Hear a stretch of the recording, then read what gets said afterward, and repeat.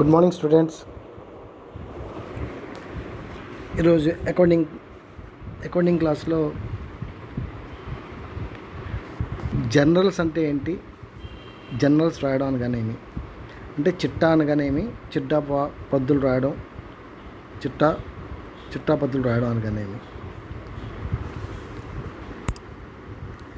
చిట్టా అంటే side heading అండి. చిట్టా నేను డైరెక్ట్గా క్లాస్లోకి వెళ్ళిపోయాను అనుకుంటున్నారా?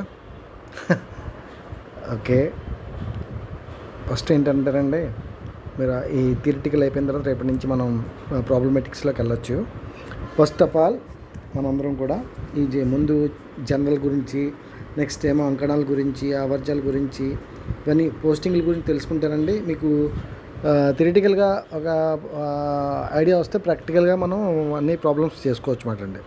ఓకే, సో చిట్టా అంటే ఏంటి, చిట్టా పద్ధతుల గురించి రాయండి. చిట్టా అంటే సైడ్ హెడ్డింగ్. చిట్టా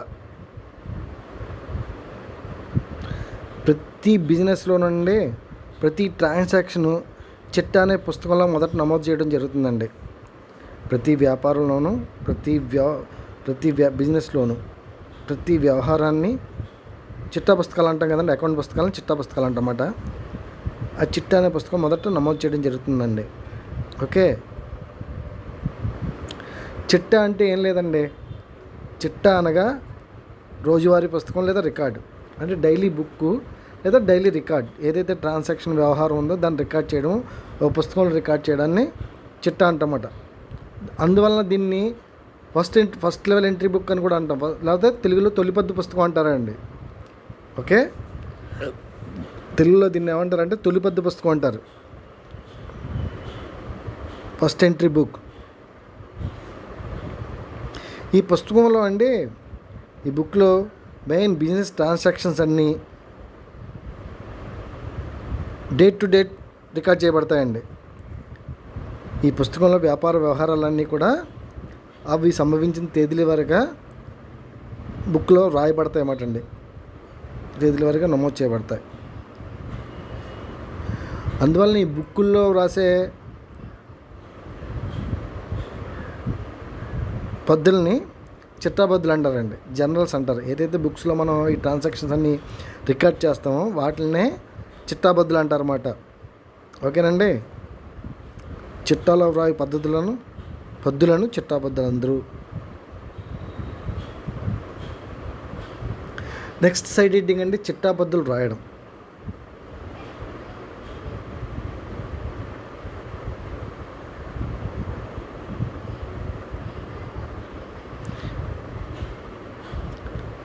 ఏదైతే చిట్టాలో వ్యవహారాలను నమోదు చేసి ఈ బిజినెస్ ట్రాన్సాక్షన్ ఉంటాయి చూడండి, ఈ బుక్స్లో నమోదు చేసే ప్రక్రియనే చిట్టా పద్దులు రాయడం అంటారండి.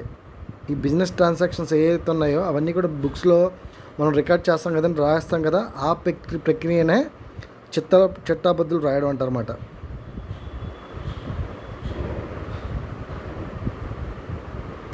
చిట్టా నమూనా అనగానే మీరు మీ దగ్గర ఉన్న టెస్ట్ పేపర్లో 11th పేజ్ 12th పేజ్ చూడండి. చిట్టా నమూనా కింద విధంగా ఉంటుంది అన్నమాట అండి. చిట్టాను ఎడిటింగ్ పెట్టుకుని ఏముంటాయండి, మనం ఆల్రెడీ ఒక ప్రాబ్లం చెప్పుకున్నాం కదా క్లాస్లో. డేట్ ఉంటుంది, బాక్స్ వేసుకుంటారు. బాక్స్లో ఏంటంటే ఫస్ట్ కాలంలో డేట్ ఉంటుంది, సెకండ్ రోలో పర్టికులర్స్ ఉంటాయి, థర్డ్ కాలంలో ఆవర్జాపుడు సంఖ్య ఎల్ఎఫ్ నెంబర్ ఉంటుంది, ఫోర్త్ కాలంలో డెబిట్ అమౌంట్, క్రెడిట్ అమౌంట్లు ఉంటాయండి. ఓకే, చిట్టాల్లో ఆవర్జాపుడు సంఖ్యలు అంటే జంట పద్దులు ఏమైనా జరిగినప్పుడు, కాంట్రాలు జరిగినప్పుడు అవి నోట్ చేయడం కోసం అండి. మ్యాక్సిమం ఏంటంటే date, particulars, LF, debit amount, credit amount. Okay, ఇది చిట్టా పద్దులో పెర్ఫార్మర్ అండి. చిట్టా అంటే అర్థమైపోయింది కదండి. ఈ చిట్టా అంటే ఏం లేదండి, జనరల్స్ మనం ఆల్రెడీ చెప్పుకున్నాం కదా క్లాస్లో. మనం వచ్చిన వాటిలన్నింటినీ కూడా డెబిట్ చేసుకుంటాం, మన దగ్గర నుంచి వెళ్ళిపోయిన వాటిలన్నింటిలో కూడా క్రెడిట్ చేసుకుంటాం. ఏదైతే బిజినెస్ ట్రాన్సాక్షన్స్ జరుగుతున్నాయో ఆ ట్రాన్సాక్షన్స్ అన్నీ కూడా ఓ బుక్లో రికార్డ్ చేసే వ్యవహారాన్ని ప్రక్రియనే చిట్టా పద్దులు అంటామండి. ఫస్ట్ లెవెల్ ఎంట్రీ బుక్ అండి ఇది, తొలిపద్దు పుస్తకం. ఓకేనండి,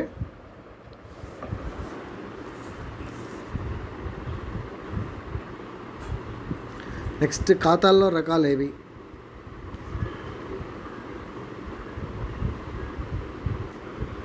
నెక్స్ట్ వన్ ఖాతాల్లో రికార్డ్ ఏవి, ఖాతా సైడ్ హెడ్డింగ్.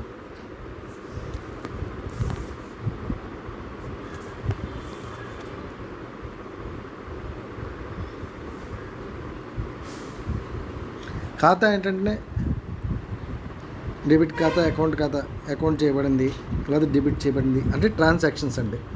ఒక వ్యక్తి లేదా ఒక వస్తువు యొక్క విషయాలకు సంబంధించి వివిధ వ్యవహారాలు, ఒక వ్యక్తికి సంబంధించిన లేదా ఒక వస్తువుకు సంబంధించిన, వ్యక్తి కంటే మనకు సంబంధించి చూడండి, ఎవరన్నా అమౌంట్లు వచ్చినాయి మన దగ్గరికి వచ్చినాయి, లేదా మనం వేరే వాళ్ళకి అమౌంట్లు ఇచ్చాం, లేదా మనం ఏదన్నా కొన్నాం, లేదా మనం ఏదన్నా అమ్మాం అంటే ఇది మనకు సంబంధించిన, ఒక వ్యక్తికి సంబంధించిన.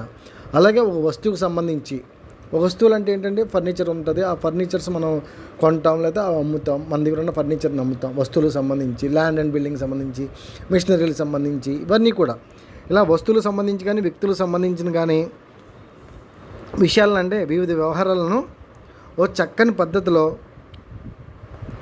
డెబిట్ల కింద కానీ క్రెడిట్ల కింద కానీ ఆ జరిగిన ట్రాన్సాక్షన్స్ బట్టి డెబిట్ల కింద కానీ క్రెడిట్ల కింద కానీ విభజించి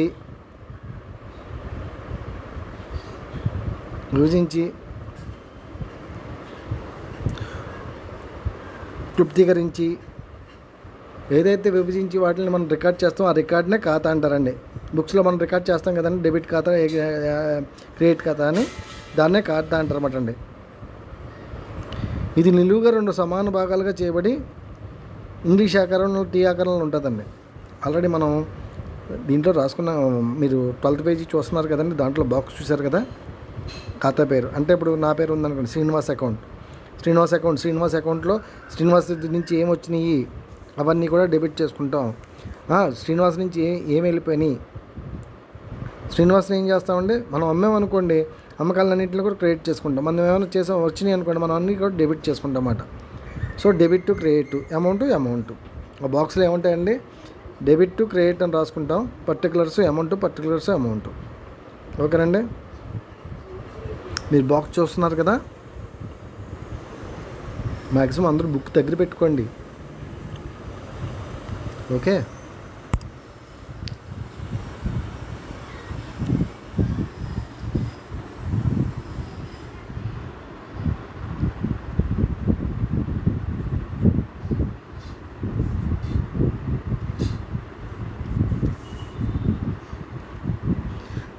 మామూలుగా ఏంటంటే ఖాతాలు సాధారణంగా 2 రకాలండి.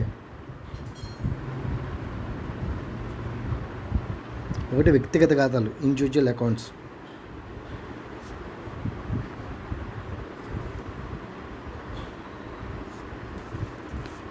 దాంట్లో ఏంటంటే ఫస్ట్ 1 వ్యక్తిగత ఖాతాలు, 2 వ్యక్తిగతం కాని ఖాతాలు. అంతే కదండి, వ్యక్తిగత ఖాతాలు, 2 వ్యక్తిగతం కాని ఖాతాలు. మళ్ళీ ఈ వ్యక్తిగత ఖాతాలని 2 రకాలుగా విభజించారన్నమాట అండి. ఒకటి రియల్ అకౌంట్స్, వాస్తవ ఖాతాలు. సెకండ్ 1 నామినల్ అకౌంట్స్, నామమాత్రపు ఖాతాలు. ఏ వాస్తవిక ఖాతాలు, బి నామమాత్రపు ఖాతాలు, రియల్ అకౌంట్స్, నామినల్ అకౌంట్స్. ఓకేనండి, మీరు ఇంగ్లీష్ ఒకవేళ తెలుగులో రాసేవాళ్ళు ఇంగ్లీష్ వర్డింగ్స్ తెలుసుకుని ఉండాలండి. ఇంగ్లీష్లో రాసేవాళ్ళు తెలుగులో కూడా తెలుసుకోవాల్సిన విషయాలు ఉంటాయండి. తెలుగు మీడియంలో వర్డింగ్స్ ఉంటాయి.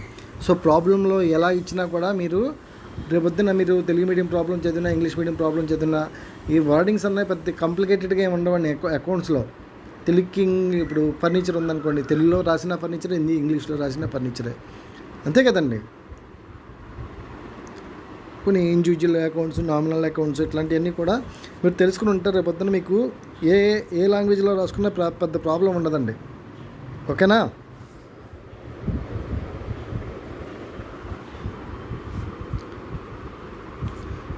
ఫస్ట్ 1 వ్యక్తిగత ఖాతాలో సైడ్ హెడ్డింగ్ అండి.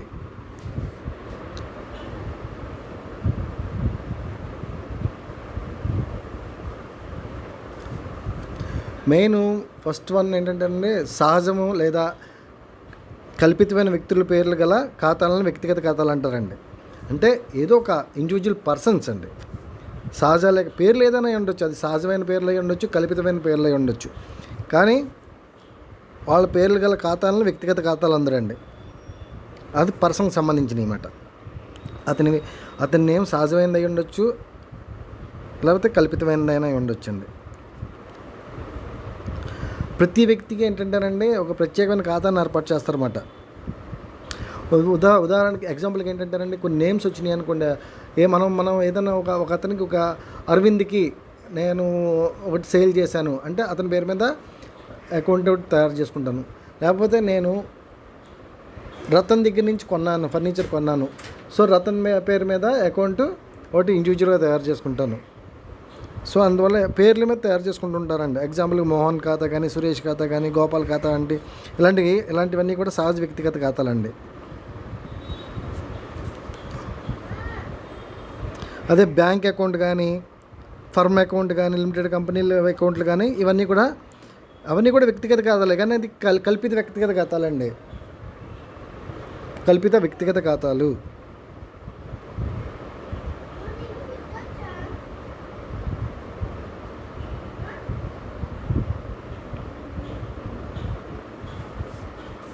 కానీ ప్రీపెయిడ్ ఇన్సూరెన్స్ అమౌంట్లు కానండి, ప్రీపెయిడ్ రెంట్ కానీ, ప్రీపెయిడ్ ఇంట్రెస్ట్ కానీ, ప్రీపెయిడ్ కమిషన్ కానీ ఇవన్నీ కూడా సూచిత వ్యక్తిగత ఖాతాలు. అంటే ముందుగా చెల్లించిన ఇన్సూరెన్స్ అకౌంట్ కానీ, ముందుగా చెల్లించిన అద్దె ఖాతా కానీ, ముందుగా చెల్లించవలసిన వడ్డీ ఖాతా కానీ, రావాల్సిన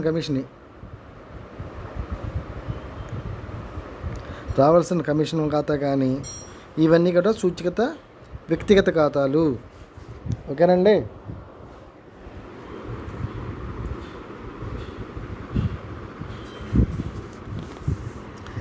సెకండ్ సైడ్ హెడ్డింగ్ వ్యక్తిగతం కాని ఖాతాలు.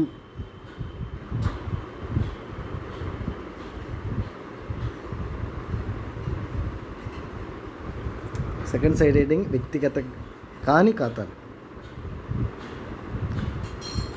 ఏ పాయింట్, వాస్తవ లేక ఆస్తుల ఖాతాలు, real are assets accounts. Real are assets account, వాస్తవ లేక ఆస్తుల ఖాతాలు.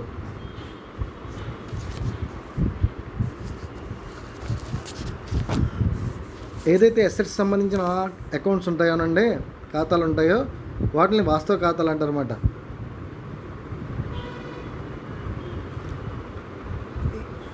ఆస్తుల్లో మామూలుగా రుణగ్రస్తులను బ్యాంక్ ఖాతాలు కూడా ఉంటాయండి. కానీ ఆ రెండింటిని తప్పించి కన్వర్ట్ ట్రాన్సాక్షన్స్ అన్నింటినీ అంటే ల్యాండ్ అండ్ బిల్డింగ్స్, ఫర్నిచర్స్, లేకపోతే మోటార్ వెహికల్స్, లేకపోతే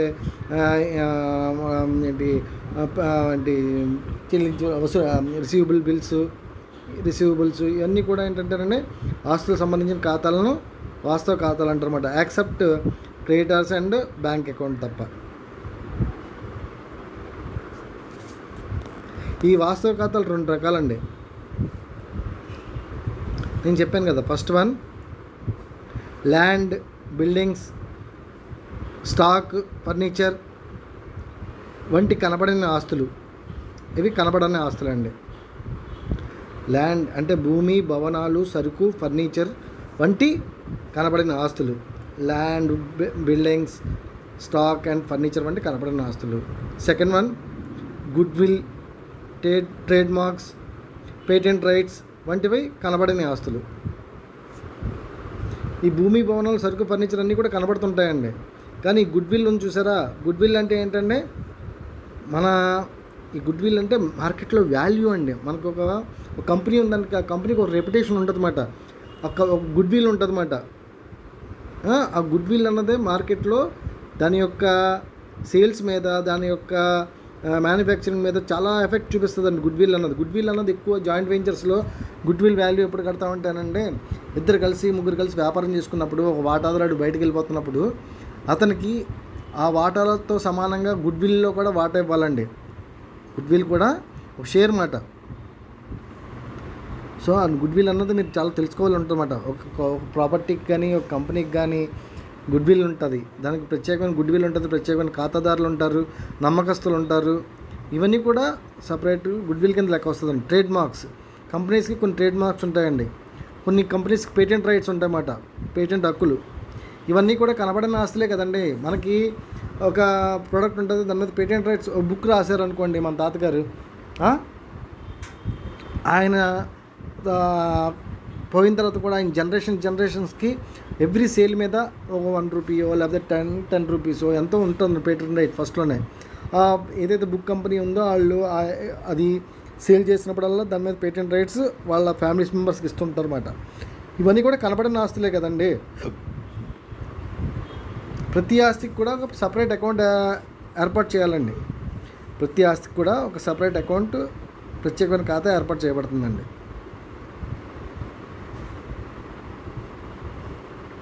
బీస్ నామమాత్రపు ఖాతాలు, నామినల్ అకౌంట్స్.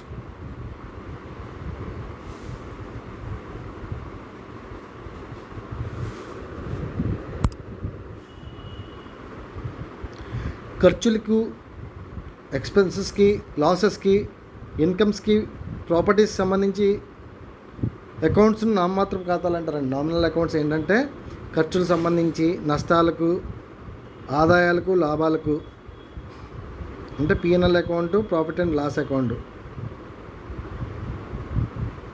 ఖర్చులు, నష్టాలు, ఆదాయాలు, లాభాలు, ప్రాఫిట్స్ అండ్ లాసెస్ సంబంధించి ఖాతాలను నామమాత్రపు ఖాతాలు అంటారండి.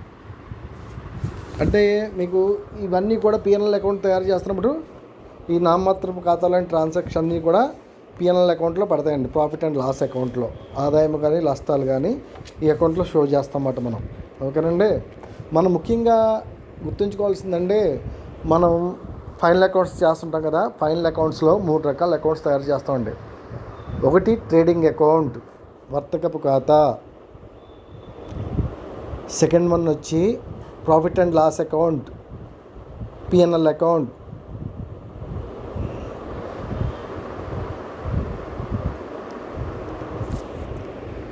థర్డ్ వన్ వచ్చి final accounts, liabilities and assets account. Final అకౌంట్స్నే లయబిలిటీస్ అండ్ అసెట్స్ అకౌంట్. ఓకేనండి. సో ఇప్పుడు మనం చెప్పుకునే నామినల్ అకౌంట్లో పోస్టింగ్స్ అన్నీ కూడా ఏంటంటే P&L అకౌంట్లో పడతాయండి, ప్రాఫిట్ అండ్ లాస్ అకౌంట్లో పడతాయి అన్నమాట. ఎగ్జాంపుల్కు received rent, received commission, received discount వంటి ఆదాయాలండి. అంటే ఎగ్జాంపుల్కి వచ్చిన అద్దె, వచ్చిన కమిషను, వచ్చిన డిస్కౌంట్ వంటి ఇన్కమ్స్. సెకండ్ వన్ ఏంటంటే ఎగ్జాంపుల్లో ఓ మిషనరీ సేల్ చేసాం అనుకోండి, దాని మీద లాభం వచ్చిందనుకోండి, లాభాన్ని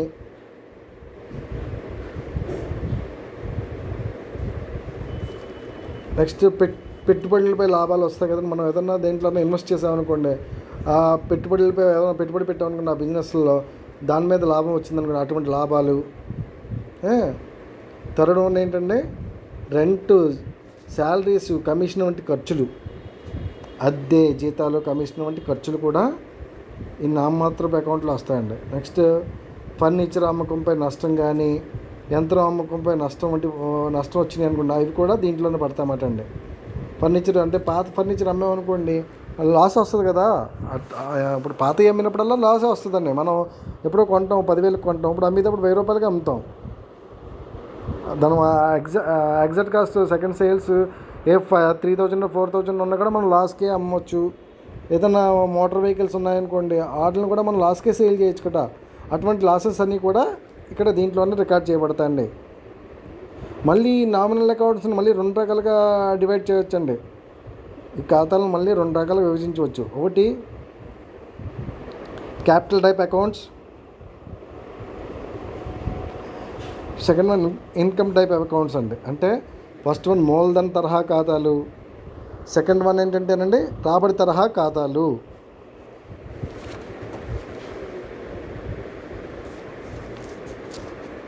ఓకే. దీంట్లో మళ్ళీ క్యాపిటల్ టైప్ అకౌంట్స్ అండి, సైడ్ హెడ్డింగ్.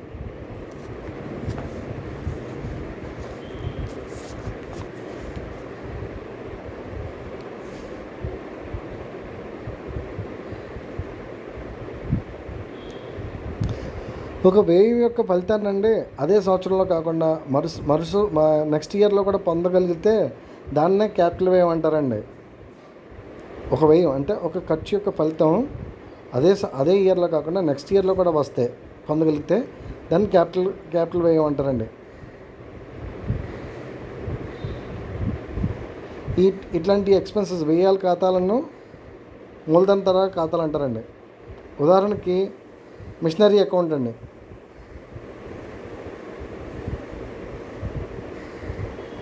ఎగ్జాంపుల్కి ఏంటంటే ఒక మిషనరీ మీద మనం ఖర్చు పెట్టామనుకోండి, దాని యొక్క ఫలితం అన్నది అదే సంవత్సరంలో కాకుండా నెక్స్ట్ ఇయర్లో కూడా పొందవచ్చండి. అంతే కదా. ఒకసారి మనం ఒక ఎక్స్పెన్స్ చేసి ఒక మిషనరీ కొంటాం, దాని మీద ఏదైతే ఖర్చు ఉందో వ్యయం ఉందో ఆ వ్యయం వల్ల వచ్చే లాభం కానీ నష్టం కానీ, ఒక మిషనరీ కొనడం వల్ల అది రన్ చేయడం వల్ల లాభం వస్తుంటుంది, అది ఆ ఇయర్కి వస్తుంది, నెక్స్ట్ ఇయర్కి వస్తుంది.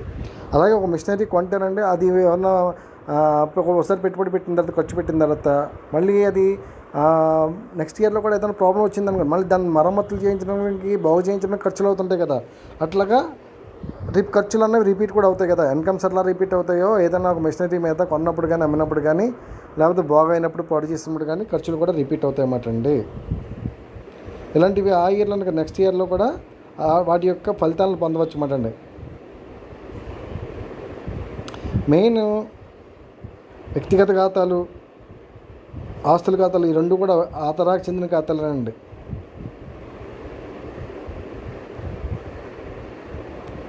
ఇలాంటి ఖాతాలను మళ్ళీ 2 రకాలుగా విభజించవచ్చండి. అదేంటంటే assets account, liabilities. Second one liabilities accounts. ఇలాంటి ఖాతాలని మళ్ళీ 2 రకాలుగా విభజించవచ్చు. ఒకటి ఆస్తుల ఖాతా, 2 అప్పుల ఖాతా. అప్పుల ఖాతాలు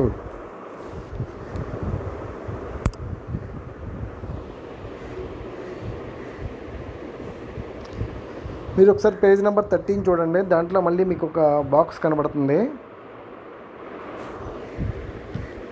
ఖాతాలు అని చెప్పి. వ్యక్తిగత ఖాతాలు, వ్యక్తిగతం కాని ఖాతాలు. ఓకేనండి. మళ్ళీ వ్యక్తిగతం కాని ఖాతాల్లో మళ్ళీ 2 రకాలు ఉన్నాయి. అవేంటండి?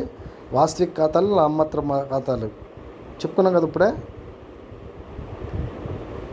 మళ్ళీ వాస్తవ ఖాతాలు మళ్ళీ 2 రకాల ఖాతాలు చెప్పుకున్నామండి. వాస్తవ ఖాతాల్లోనే పెట్టుబడి తరహా ఖాతాలు, రాబడి తరహా ఖాతాలు.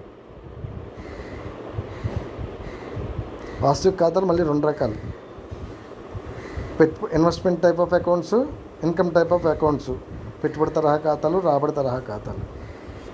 మళ్ళీ పెట్టుబడి తరహా ఖాతాలు మళ్ళీ 2 రకాలండి: అసెట్స్ అకౌంట్స్, లయబిలిటీస్ అకౌంట్స్. ఆస్తుల ఖాతాలు, అప్పుల ఖాతాలు. రాబడి తరహా ఖాతాలు ఏంటంటే అవి కూడా 2 రకాలు: వ్యయాల ఖాతాలు, ఆదాయాల ఖాతాలు. ఈ బాక్స్ అన్నది ఒకసారి కొంచెం జాగ్రత్తగా చూసి నోట్ చేసుకోండి, రికార్డ్ చేసుకోండి. ఫస్ట్ అకౌంట్స్ ఖాతాలు 2 రకాలండి. ఒకటి వ్యక్తిగత ఖాతాలు, వ్యక్తిగతం కాని ఖాతాలు. 2 వ్యక్తిగతం కాని ఖాతాలు. మళ్ళీ వ్యక్తిగతం కాని ఖాతాలు ఏంటండి? వాస్తవిక ఖాతాలు, నామమాత్రపు ఖాతాలు అన్నమాట. ఫస్ట్ వన్ వాస్తవిక ఖాతాలు, 2 నామమాత్రపు ఖాతాలు.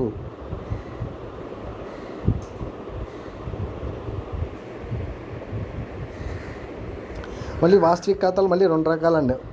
అవేంటండి? పెట్టుబడి తరహా ఖాతాలు, రాబడి తరహా ఖాతాలు. ఈ పెట్టుబడి తరహా ఖాతాలో 2 రకాలు ఉన్నాయండి. రాబడి తరహా ఖాతాలో ఒక 2 రకాలు ఉన్నాయన్నమాట. పెట్టుబడి తరహా ఖాతాలు 2 రకాలు ఏంటంటేనండి, ఆస్తుల ఖాతాలు, అప్పుల ఖాతాలు. Assets account, liabilities account.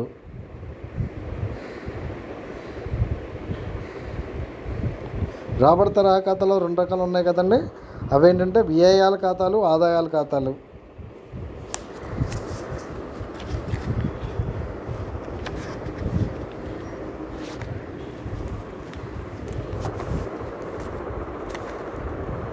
రాబడి తరహా ఖాతాలు సైడ్ హెడ్డింగ్ అండి.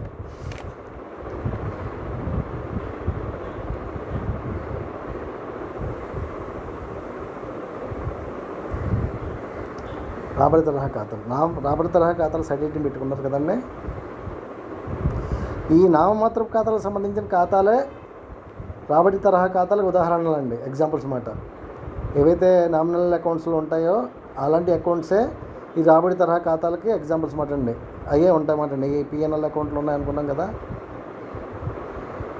ఇందాక అనుకున్నట్టు. ఒక ఖర్చు యొక్క కానీ ఒక వ్యయం యొక్క ఫలితం అదే ఇయర్లో కాకుండా నెక్స్ట్ ఇయర్లో కూడా పొందగలిగించో దాన్నే రాబడి వేయాలంటారన్నమాట అండి.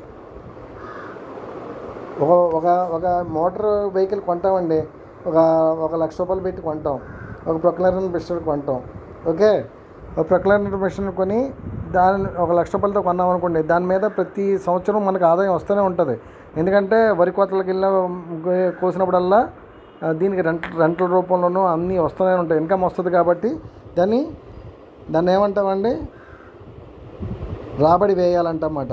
వ్యయం మీద రాబడి వస్తుంటుంది, మన ఖర్చు మీద మనకి రాబడి వస్తుంది. అట్టి వ్యయాలకు సంబంధించిన ఖాతాలనే రాబడి తరహా ఖాతాలు అంటమాట. ఉదాహరణకి ఏంటంటేనండి, ఎగ్జాంపుల్కి వచ్చిన కమిషన్ అండి, వచ్చిన కమిషను, చెల్లించిన జీతాలు, ఈ ఖాతాలకు సంబంధించి 2 రకాలుగా విభజించవచ్చండి. ఒకటి ఆదాయ ఖాతాలు, 2 వ్యయ ఖాతాలు. వచ్చిన కమిషన్ ఏంటంటే ఆదాయం ఖాతా అవుద్దండి. చెల్లించిన జీతాలు ఏమవుతాయండి, వ్యయాల ఖాతాలు అవుతాయి, ఖర్చులో చూపిస్తామంట. అంతే కదా. ఆదాయాలు ఏంటండి, వచ్చిన కమిషన్. మనం ఏదైనా పెట్టుబడి పెట్టామనుకోండి, దాని మీద వచ్చే కమిషన్నే మనం ఆదాయాల ఖాతాలో చూపిస్తాం. శాలరీస్ పేబుల్ శాలరీస్ ఏం చేస్తామంటే, చెల్లించిన జీతాలు ఏం చేస్తాం, వ్యయాల ఖాతాలో చూపిస్తాం అన్నమాట. సో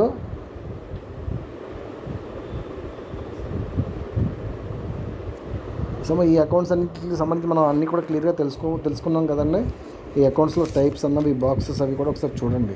నామినల్ అకౌంట్స్, వాస్తు రియల్ అకౌంట్స్, ఇవన్నీ కూడా. ఓకేనండి, రైట్ అండి. మనం ఈరోజు ఈ అకౌంట్స్ సంబంధించి, ఖాతాలకు సంబంధించి తెలుసుకున్నాం అన్నమాట.